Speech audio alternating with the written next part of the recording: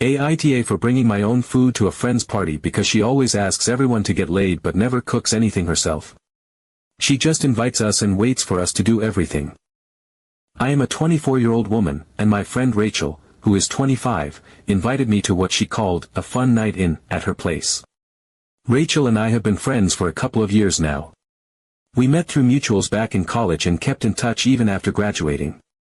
She is fun, social, and one of those people who always seems to know where the good times are happening. So when she texted me about a casual get-together at her apartment, I was genuinely excited. She said she wanted a chill night, something low-key with good company, drinks, music, and just some fun to break up the monotony of our routine weeks. Her exact words were, "You should totally bring some people too, make it a vibe." That sounded perfect. I reached out to a few of our mutual friends, not random strangers, but people she already knew, and they were all down. It was nothing formal, no dress code, no event flyer or anything. Just a casual Saturday night plan that had the potential to be really fun without anyone overthinking it. The night itself? Honestly, it was great. Rachel had done a pretty good job setting everything up. When we arrived, there were fairy lights strung across the living room, a playlist running from her speaker that was actually well curated, and drinks already flowing. She had some snacks laid out, chips, salsa, mini sliders, and even a tray of cupcakes. A couple of board games were sitting on the coffee table, and people had already broken out into groups talking, laughing, and vibing with the music. There was that warm, cozy feeling you get when you're with people you're comfortable with, in a space that feels lived in but welcoming. We played games, told stories, shared music recommendations, and even had a silly little dance circle going on at one point. At no point during the night did it feel like this was anything other than a hosted gathering, as in, Rachel wanted to host and bring people together just for the sake of having a good time. There were no signs, no jars labeled tips, no joking comments about costs or contributing.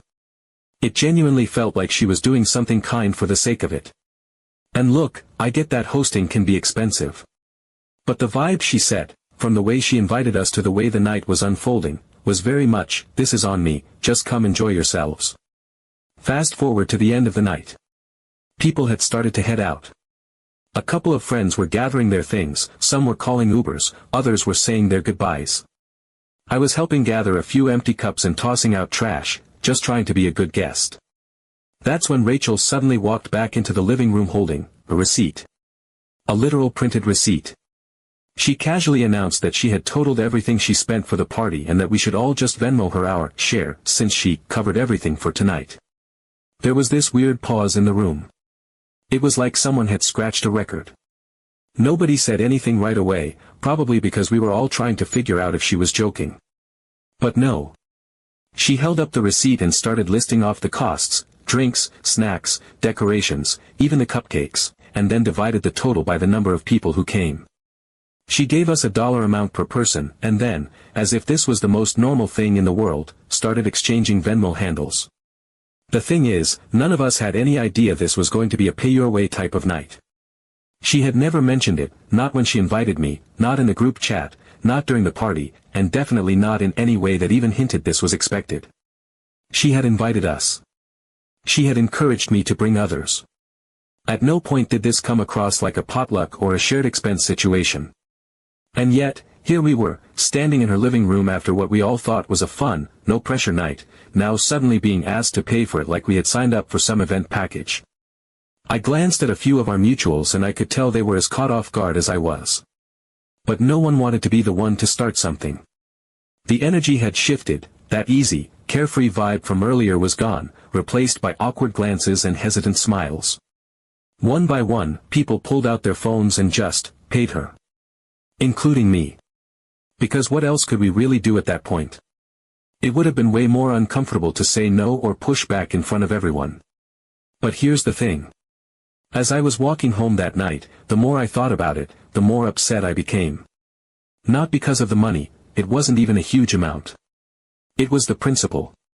The way she framed the whole thing felt manipulative. If she had said from the beginning, "Hey, I'm planning this little party and it'll cost about X per person, would you be down to chip in?" I would have had no problem with that. I appreciate transparency.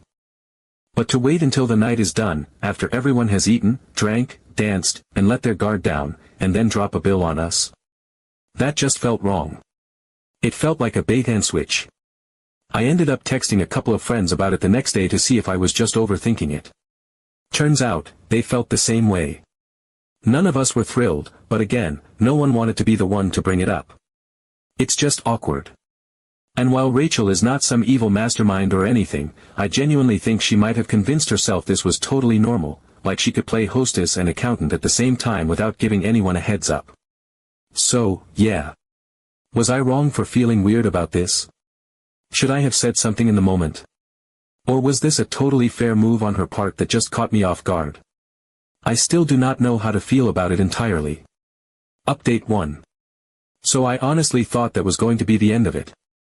After the weirdness of Rachel springing a Venmo request on all of us after what we thought was a hosted party, I figured she would either get the hint or at least lay low for a while. I had pulled back a bit socially, not in a dramatic way, but just quietly reevaluating the vibe. I mean, I am all for giving people the benefit of the doubt, but I also do not like feeling manipulated or used, and that whole situation left a bitter taste. But about a week later, Rachel sent out another invite. Same group of friends, same tone, casual, upbeat, wanting to get everyone together again for a chill night. She even acknowledged that last time she might have come off a bit wrong, and that this night would be different. She said she just wanted everyone to relax, eat, and enjoy the company. No strings attached. She emphasized that she missed hanging out with everyone and didn't want one awkward moment to define the group vibe. And to be fair, the way she framed it was almost disarming. It felt like a second chance.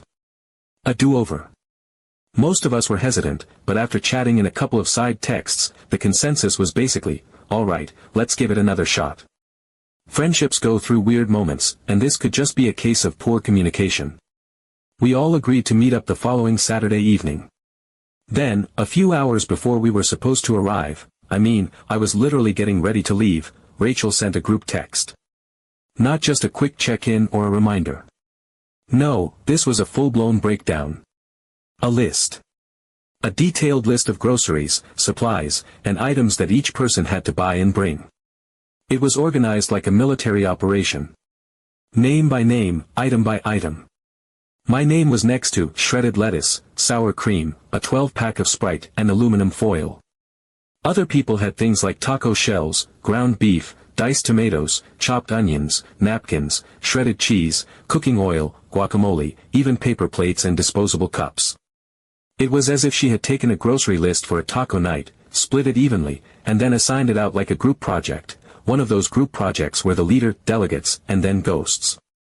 The thing is, by that point, most of us were already in motion. A couple of people were literally leaving work. One friend was already en route from the train station. Another had just finished getting dressed. None of us expected a last-minute demand for supplies, and definitely not with this level of detail. But everyone was trying to be nice, trying not to rock the boat. So instead of backing out, we all scrambled. We split up the list. A few of us had to make quick runs to the store, and some had to swap items between each other because of store availability. I ended up making 2 separate stops because the first store was out of the specific lettuce brand she asked for. Yes, she had preferences. By the time we all arrived at her place, everyone was a little frazzled, but trying to keep things light. We were hoping that once we got inside, things would smooth over and the night would be worth the chaos. But no. As soon as we walked in, it was clear what this night was really going to be. Rachel opened the door, smiling like nothing was off, thanked everyone for being amazing, and said how happy she was to have friends she could rely on. Then she said something that honestly made my jaw clench. She said she was the one orchestrating the whole event, so obviously she wouldn't be doing any of the actual work. She pointed to the kitchen, which was completely empty, not a single pan on the stove, no prep done, not even utensils laid out, and then gestured like a maitre d' in a restaurant and said something about how stations were open and we could get started. We stood there for a beat, still holding our grocery bags, waiting for her to laugh or say she was kidding. But nope. She was completely serious. We slowly started putting things away and unpacking ingredients like we were contestants on a cooking show. The only problem was, this was not a team bonding activity or a planned, cook-together moment. This was Rachel expecting her guests to literally make their own food, from scratch, in her kitchen, while she supervised and occasionally played DJ. And when I say make their own food, I mean fully prep, cook, and serve everything. One of our friends was browning the beef. Another was chopping the onions because someone had brought a whole onion instead of pre-chopped and Rachel had noted that detail aloud. I ended up setting up a little topping station with bowls for lettuce, cheese, tomatoes, and guac. People were opening bags, unwrapping foil, setting up napkins. It was like some weird potluck where the host just watched. Rachel floated around, occasionally saying things like, "This looks amazing," and "You guys are the best," but she did not touch a single pan, didn't help with cleanup, and didn't contribute a single item. When someone asked if she had plates, she literally said she was waiting for whoever had them on the list to show up. I could not make this up if I tried. Eventually, we got the food made, and everyone sat around awkwardly eating tacos that we had cooked ourselves, with ingredients we had all purchased. Rachel sat with us, eating too, laughing like everything was normal. There was no acknowledgement of the effort everyone had just put in, no, thanks for bringing all this, no real gratitude. Just vague comments about how, we always make the best nights together. Most of us didn't stay long after we ate. The energy was weird. It was not angry or dramatic, just kind of drained and awkward. People made excuses about early mornings or needing to get home before the trains slowed down. I left not long after finishing my second taco, and on the walk back, I could not stop thinking about how surreal it all was. It was like Rachel had discovered a new way to host a party, by doing absolutely nothing while outsourcing every single aspect of it to her guests. No effort, no spending, no cooking, but somehow she still got the credit for bringing everyone together. The next morning, the group chat lit up. No one said anything too harsh, but the confusion was palpable. One person asked, "Was that normal?" Another joked about opening a taco truck with how efficiently we had all worked in the kitchen. Someone else pointed out that Rachel did not even have a trash bag ready after the cooking. Everyone was polite, but there was definitely a collective realization that this was not okay, and definitely not what any of us signed up for. Nobody wanted to make a scene, but the group chat the next day was surprised. Update 2. So you would think, after the taco night fiasco, that would be it. That maybe Rachel would pause, reflect, take in some feedback, or at the very least, chill for a bit and rethink how she approached this whole hosting thing. But no. That level of self-awareness would require effort, and Rachel, as it turns out, is only interested in effort when it comes from other people. Another week went by. No apologies. No questions about availability. No friendly check-ins.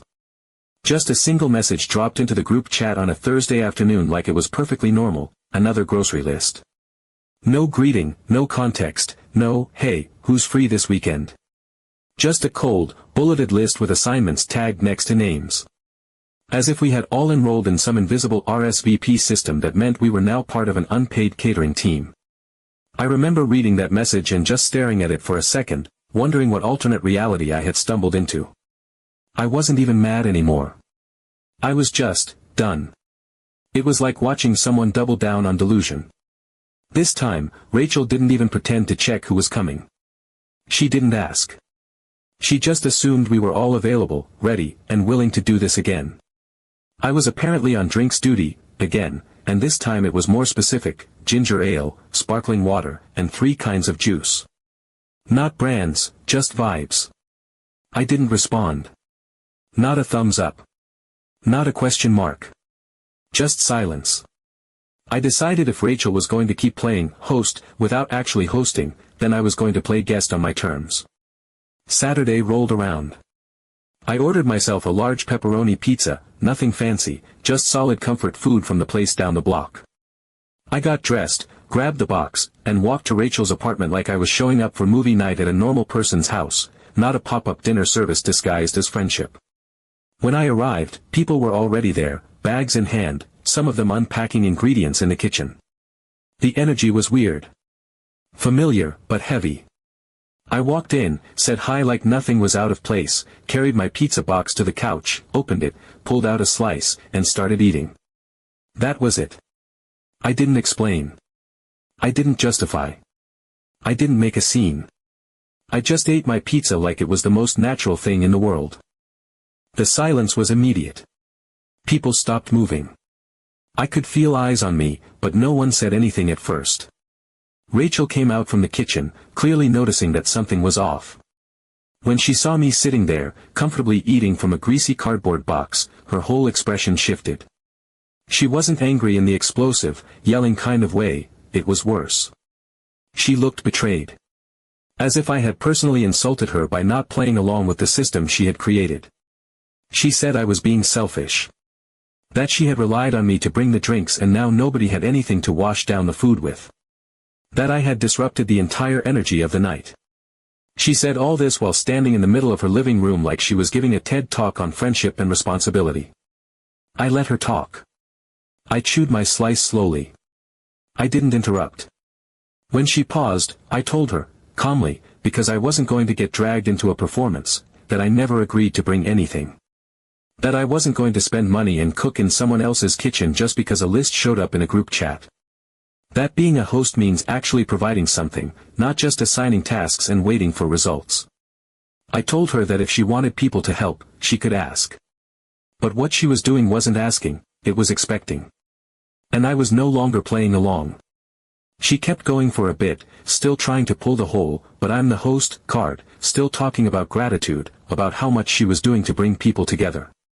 But I wasn't interested in debating her imaginary role in this situation. I finished my second slice, wiped my hands, packed up the rest of the pizza, and left. I didn't look back.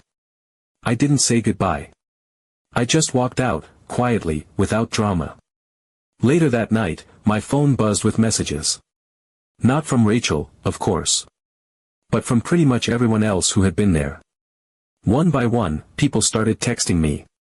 Some were subtle, just saying, respect. Others were more direct. One friend admitted she had felt pressured into showing up, groceries in hand, just because she didn't want to be the odd one out. Another said she wished she had done what I did but didn't want to deal with the guilt trip. Apparently, once I left, Rachel kept doing what Rachel does, directing people, hovering, commenting on how things should be cut or seasoned. She didn't lift a finger. She didn't prep, didn't cook, didn't even help with cleanup. Apparently they all still had to cook everything themselves again while Rachel just scrolled on her phone. Update 3. After that last night the pizza protest, as one of our friends ended up calling it, things in the group felt different. There was this subtle but mutual sense of quiet rebellion in the air, like everyone had been waiting for someone to finally draw the line, and once it happened, it unlocked something. The messages I got that evening weren't just little nods of support. They turned into long threads of venting, laughing, disbelief, and eventually, planning. By the next morning, we were all still texting. It was one of those group chats where the notifications just kept coming, the energy shifting from passive-aggressive reflection to straight-up camaraderie. We started joking about how the next step would be to all bring pizzas and do it together, a unified front of greasy, cheesy resistance. At first, it was a funny hypothetical. But then someone said, what if we actually did it?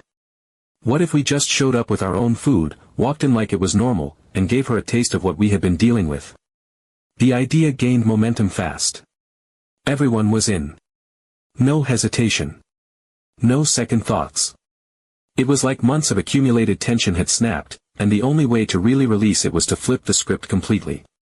So the plan was set. The next evening, a Sunday, we would all buy our own individual pizzas, show up to Rachel's unannounced, and do absolutely nothing except sit, eat, and enjoy ourselves. No bags of groceries. No side dishes. No drinks or foil or diced onions. Just pizza and presents. And that is exactly what we did. We coordinated times loosely, staggered a few arrivals so it didn't look too organized, but in a span of 10 minutes, every single one of us had arrived at Rachel's apartment, each holding a hot, greasy box of pizza like it was a sacred offering to ourselves. Some were plain cheese, some were pepperoni, one was veggie, another was that overly sauced deep dish that always made a mess. It was glorious. A table of chaotic, unapologetic self-indulgence. Rachel opened the door with the biggest smile, clearly caught off guard by how many people were showing up all at once. For a moment, she looked thrilled, probably thinking we were going above and beyond to rekindle the vibe. She welcomed us in, talking fast, animated, already moving into her usual rhythm of assigning roles. She said things like, "Jessica, can you go get ice, and, Brian, you were going to grab the chips, right? With the kind of breezy entitlement that had become her trademark. But this time, nobody moved. Nobody nodded or even acknowledged the instructions. We just made our way into the living room, settled into the chairs and couch, and started opening our pizza boxes one by one. No words. No fanfare. Just the smell of cheese and sauce and the soft crinkle of cardboard lids. She paused in the middle of the kitchen, holding her phone in one hand and looking completely confused. It took her a second to catch on, and then she asked if she could have a slice from someone's box, still trying to keep the hostess act going. I didn't look up when I said it, I just told her it was just for me.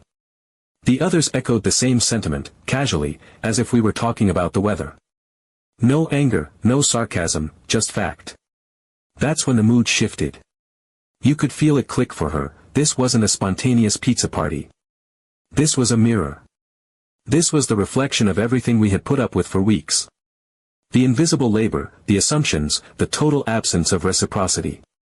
And now it was being handed back to her, one boxed meal at a time. She tried to argue. She said we were being rude, that this wasn't how friends treat each other, that she was just trying to organize something special. But nobody responded. We kept eating.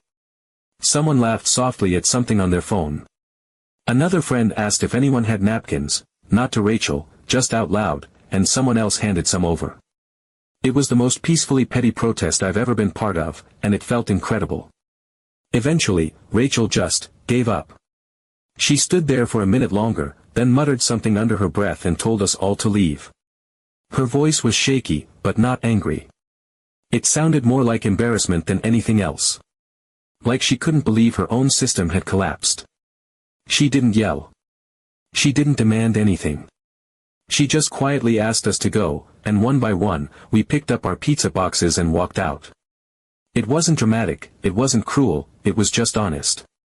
That night, hours later, the group chat lit up again. This time it was Rachel. She sent a long message, clearly written and rewritten a few times. She said she realized she hadn't been a great host. That she misunderstood what it meant to have people over. That she thought organizing meant assigning and delegating, but she could now see how it made people feel used instead of welcomed. She said she was sorry. And not just a quick apology, a real one. She said she appreciated the pizza message we had sent and that she was rethinking how she approached friendships. Surprisingly, no one flamed her in response. A few people liked the message. Someone sent a simple, "Thanks for saying that." And that was it. No parade. No victory speech. Just quiet closure. Since then, things have actually been smoother. Rachel still invites people over, but now it's different. There are no grocery lists, no itemized Venmo requests, no last-minute delegating.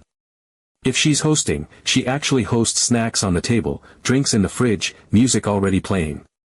And if she needs help, she asks. Directly. With context. Like a normal adult. We still laugh about it sometimes, the pizza coup, but it's become kind of a turning point for all of us. A reminder that boundaries matter, even with friends. Especially with friends. So was I the asshole for bringing my own pizza and not participating in Rachel's DIY dinner party? I really don't think so.